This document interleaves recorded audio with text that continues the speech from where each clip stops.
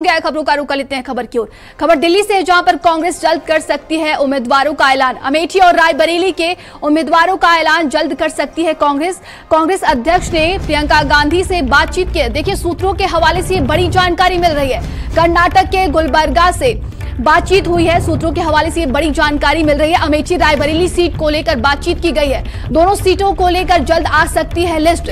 तो लगातार देखिए, अमेठी को लेकर जो चर्चाएं चल रही थी, अब उसमें विराम लगने वाला है। सूत्रों के हवाले से बड़ी जानकारी मिल रही है कि कांग्रेस अब जल्द ही अपने उम्मीदवारों को घोषित कर सकती है। वहां पर दोनों सीटों को लेकर जल्द आ सकती है लिस्ट। सूत्रों के हवाले से देखिए, ये बड़ी जानकारी मिल रही है। तो अमेठी और रायबरेली के उम्मीदवार का ऐलान जल्द कर दिया जाएगा। कांग्रेस अध्यक्ष ने प्रियंका गांधी से बातचीत की है। सूत्रों के हवाले से देखिए, बड़ी जानकारी मिल रही है। कर्नाटक के गुलबर्गा में बातचीत हुई है अमेठी और रायबरेली सीट को लेकर।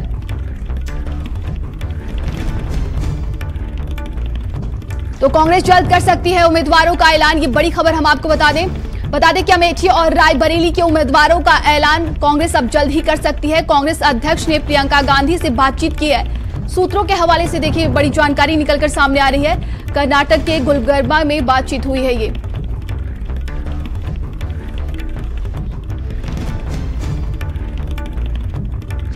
और ज्यादा जानकारी के साथ संवाददाता संदीप हमारे साथ जुड़ गए। संदीप, देखिए, कहा जा रहा है सूत्रों के हवाले से बड़ी जानकारी मिल रही है कि कांग्रेस अमेठी और रायबरेली को लेकर उम्मीदवारों की घोषणा जल्द कर सकती है। देखिए, बिल्कुल नंदिनी, इस समय लोकसभा में सबसे हॉट सीट अगर कही जाए तो वो रायबरेली और अमेठी की है, जहां पर कांग्रेस अपना देखिए घर बताती थी, गढ़ बताती थी, लेकिन वहां के प्रत्याशियों के नामों की घोषणा अभी तक नहीं हो पाई है। और इसके लिए देखिए, कहीं ना कहीं से भारतीय जनता पार्टी की जो तैयारियां हैं उसको लेकर भी ये कहा जा रहा है कि कांग्रेस जो है वो भारतीय जनता पार्टी की प्रत्याशी यानी अमेठी में स्मृति ईरानी से घबरा गई है। लेकिन देखिए, कांग्रेस भी अपनी एक रणनीति के तहत चल रही है और इस बार ये कहा जा रहा है कि रायबरेली से राहुल गांधी चुनाव लड़ सकते हैं, क्योंकि अमेठी में देखिए 2019 में एक बार वो चुनाव हारे, तो अगर वो दोबारा चुनाव हारते हैं तो उनका जो राजनीतिक करियर है वो वहां से समाप्त हो सकता है। और उसी के साथ साथ मल्लिकार्जुन खड़गे ने देखिए प्रियंका गांधी से बात की और ये कहा जा रहा है, हालांकि सूत्रों के आधार पर प्रियंका गांधी इस बार चुनाव के मैदान में नहीं उतरना चाहती है, लेकिन कांग्रेस का जो शीर्ष नेतृत्व है वो चाहता है कि प्रियंका गांधी अमेठी से चुनाव लड़ें, रायबरेली से राहुल गांधी चुनाव लड़ें। तो दोनों की ही देखिए, ये कहा जा सकता है कि प्रतिष्ठा जो है वो दांव पर लगी है, क्योंकि रायबरेली से देखिए अभी तक भारतीय जनता पार्टी ने भी अपना प्रत्याशी घोषित नहीं किया है।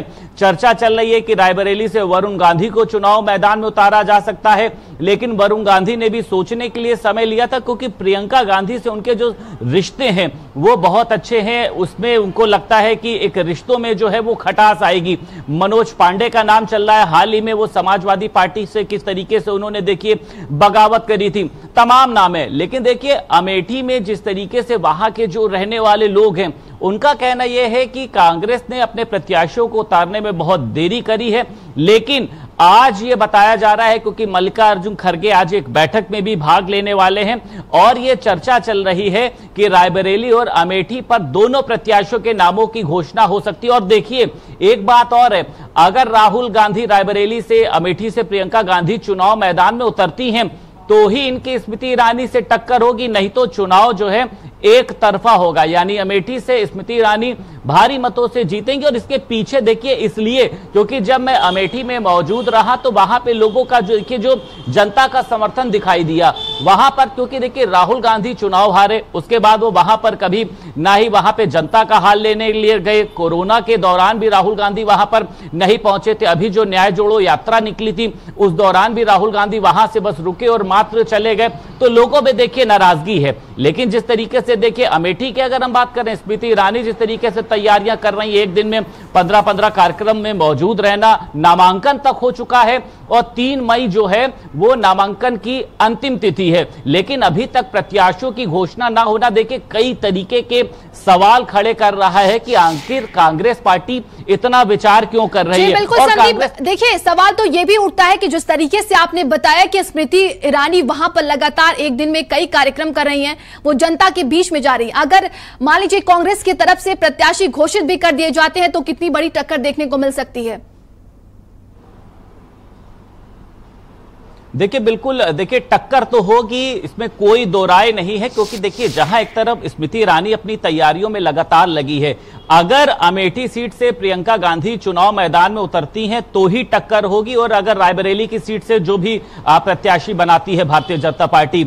लेकिन अमेठी की सीट पर देखिए बिल्कुल दोनों नेता, वो चाहे राहुल गांधी हो वो चाहे प्रियंका गांधी हो, अगर स्मृति ईरानी के सामने देखिए उतरते हैं तो चुनाव में, हाँ ये बिल्कुल स्वाभाविक सी बात है, क्योंकि देखिए कांग्रेस का गढ़ रहा है और आज भी जो गांधी परिवार को समर्थन करने वाले जो लोग हैं वो वहां पर बहुत हैं। लेकिन देखिए जब से स्मृति ईरानी ने वहां पे, क्योंकि एक बार वो भी चुनाव हारी थी, सांसद बनी, वहां पे जिस तरीके से चाहे वो मुफ्त आवास दिए जाने हो लोगों को, प्रधानमंत्री योजना के अंतर्गत मुफ्त राशन योजना हो, किसान सम्मान निधि का जो एक फायदा है वो भी दिया गया है, तो देखिए कांग्रेस पार्टी भी इस बात को समझ रही है। नहीं तो कांग्रेस पार्टी के पास तो इतने प्रत्याशी हैं, वो स्मृति ईरानी के सामने किसी को भी चुनाव मैदान में उतार देते। लेकिन सभी को पता है कि स्मृति ईरानी हालांकि एक बार चुनाव जरूर हारी, लेकिन दूसरी बार में उन्होंने किसको हराया?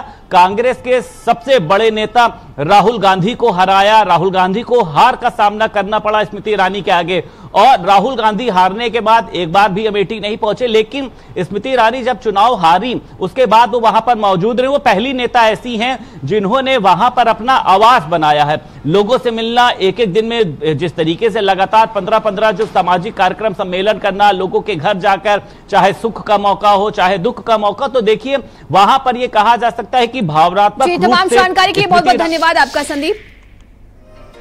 और देखिए